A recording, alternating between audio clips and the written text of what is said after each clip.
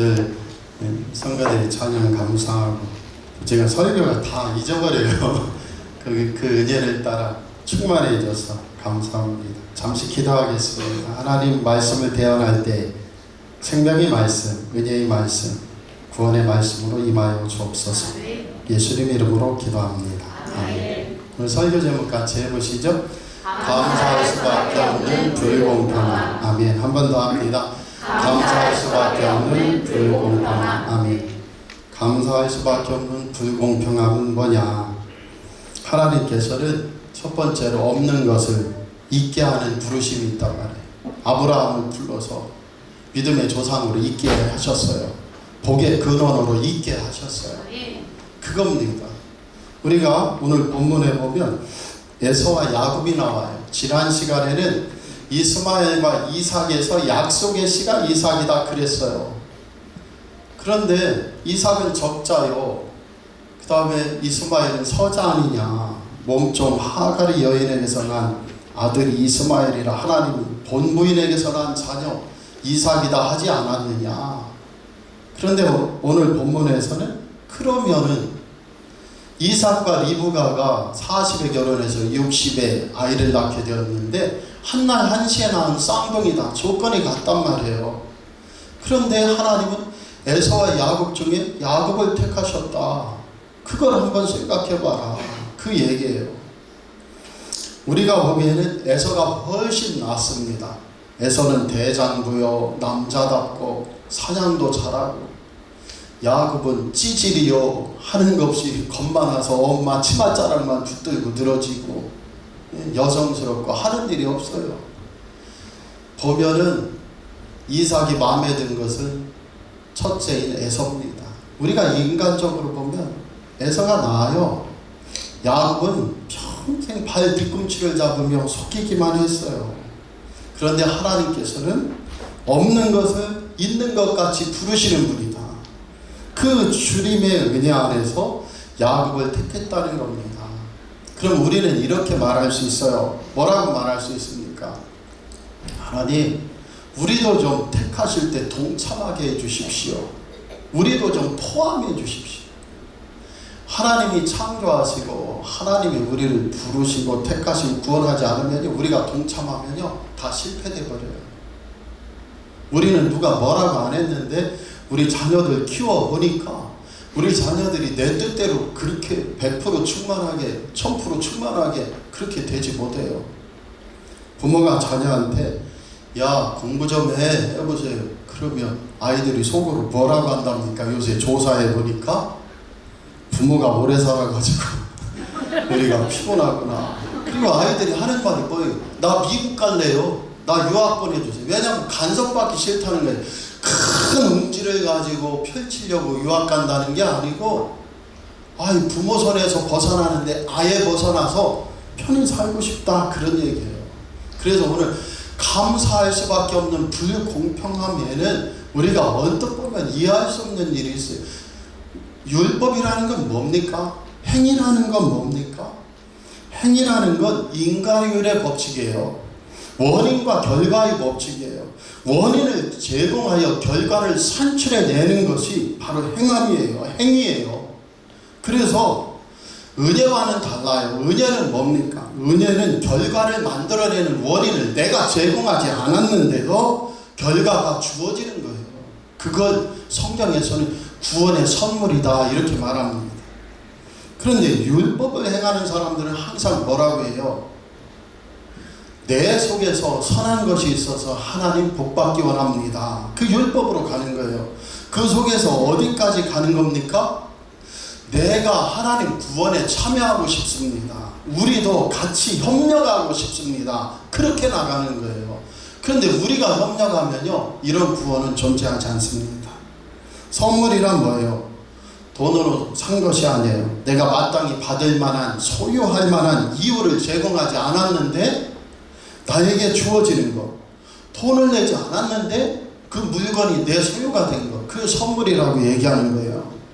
그런데 돈 주고 산 것은요 내가 받을 만한 소유할 만한 이유를 제공하는 거예요. 그게 행함이요 율법이라는 말입니다. 그런데 주님의 택하심은 행위로 말미암지 않는가.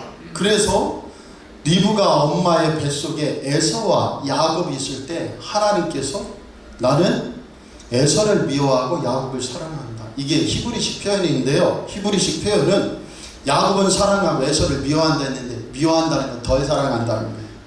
안타깝게도. 사랑은 해요. 그런데 덜 사랑해요. 어떻게 덜 사랑하느냐? 그의 힘과 은혜 안에 두는 거예요. 야곱은요, 특별히 택하셔서 하나님이 만들어 가겠다는 거예요. 그러면은 야곱이 좋을 것 같아요? 아니요. 야곱은 고생해야 돼요. 왜요? 엄마 마음에 들어야 되니까. 아빠 마음에 들어야 되니까. 우리가요, 자식이 있지만 고집 센 자식은 어떻게 합니까? 아유, 모르겠다. 네 마음대로 살아라. 아, 그런데 좀 만만한 자식이 있어요. 그럼 계속해서 어떻게 해요? 엄마가 도와주려고 이렇게 하죠. 하나님 마찬가지예요. 하나님이 야곱을 택했는데 야곱은 별 볼 일 없어요. 별 볼 일 없는데 하나님 뜻 이루려고 하니까 더 고생해야 돼요. 더 연단해야 돼요. 더 훈련해야 돼요. 사람 편에서는 좋아요, 안 좋아요? 쉽지 않아요.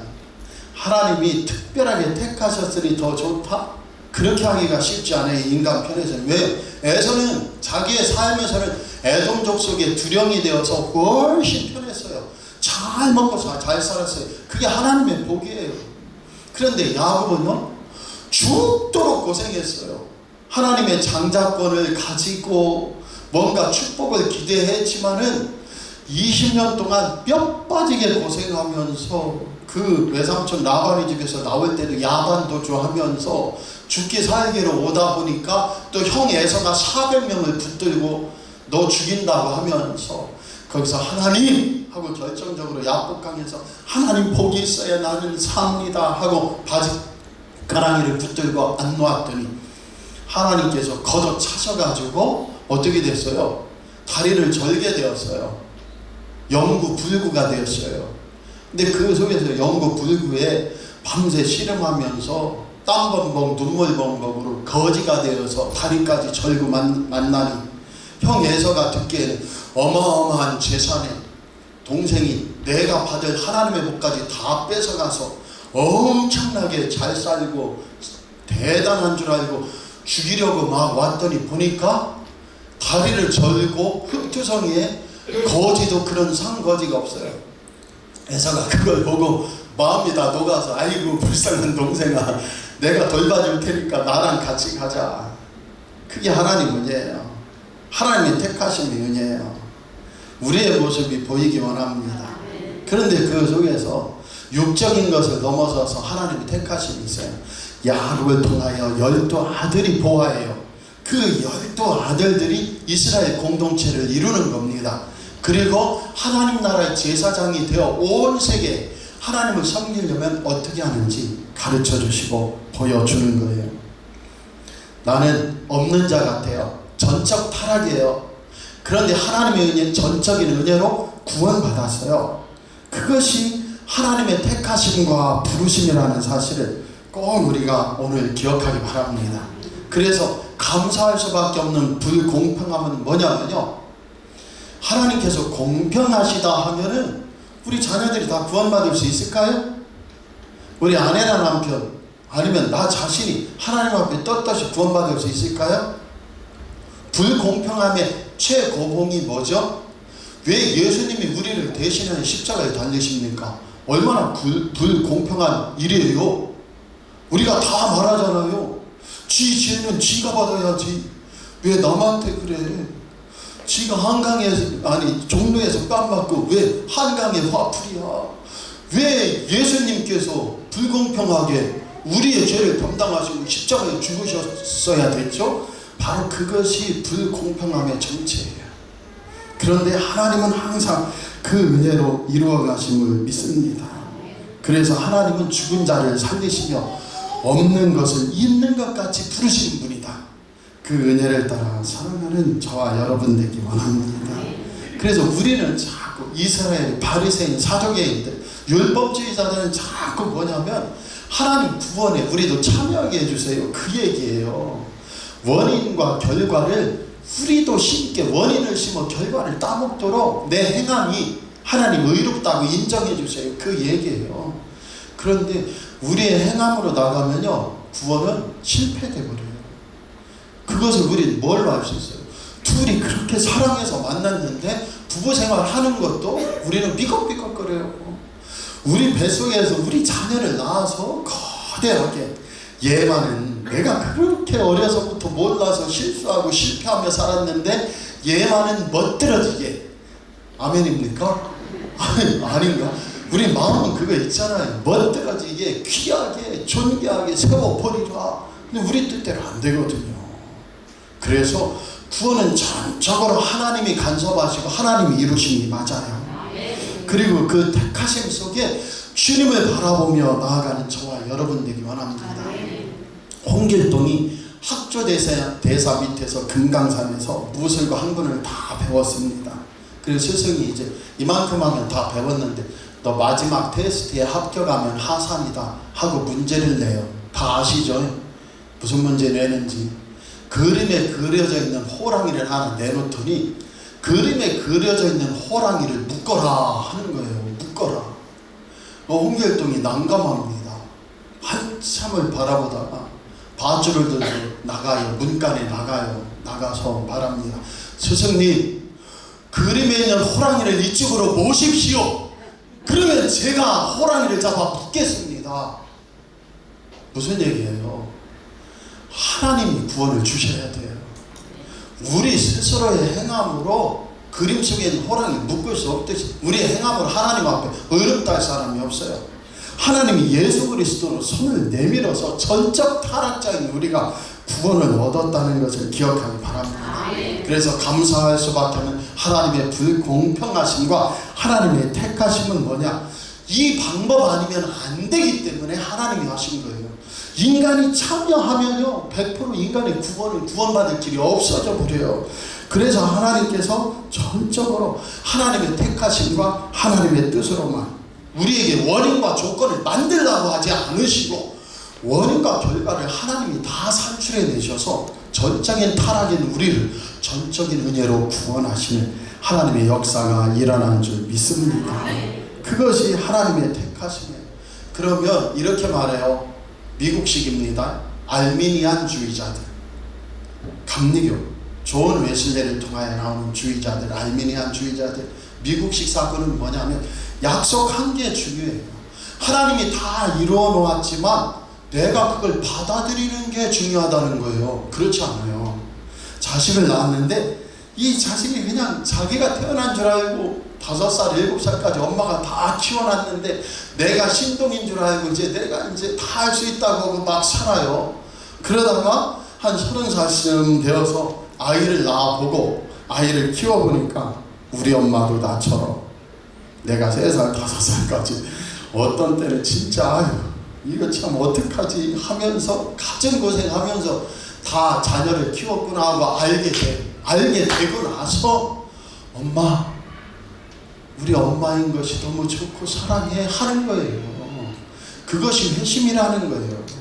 하나님께서는 원래 택정하셔서 하나님의 자녀들로 삼아 놓으셨어요. 그런데 나중에 알게 되는 거예요. 아멘입니까? 그래서 하나님께서 예수님을 구주로 믿도록 우리에게 은혜를 주신 거예요. 그런데 알미니안주의자들은 뭐냐면 예수님이 밥상 다 차려놓았어도 숟가락으로 떠서 내 입에 넣어야 그것이 내 밥이 되지. 아니에요.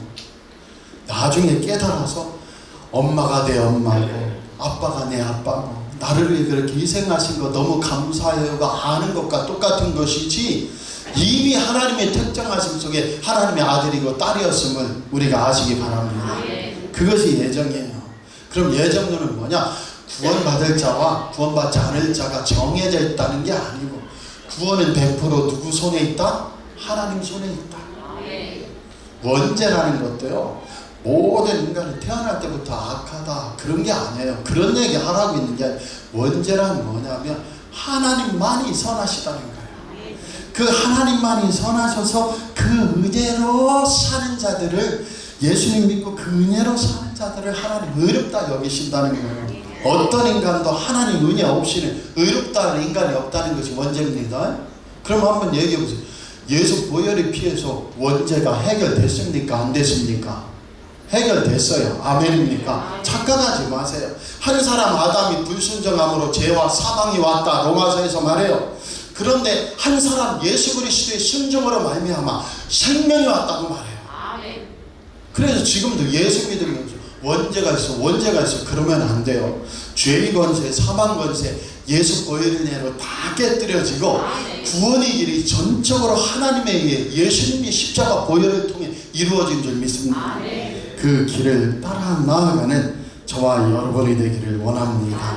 그 속에서 하나님은 참으로 야곱을 부르신 다음에 뭐라고 얘기했어요? 내가 너와 함께 있어. 네가 어디로 가든지 너를 지키며 너를 이끌어 이 땅으로 돌아오게 할지라. 내가 내게 허락한 것을 다 이루기까지 너를 떠나지 아니하리라. 임마누엘.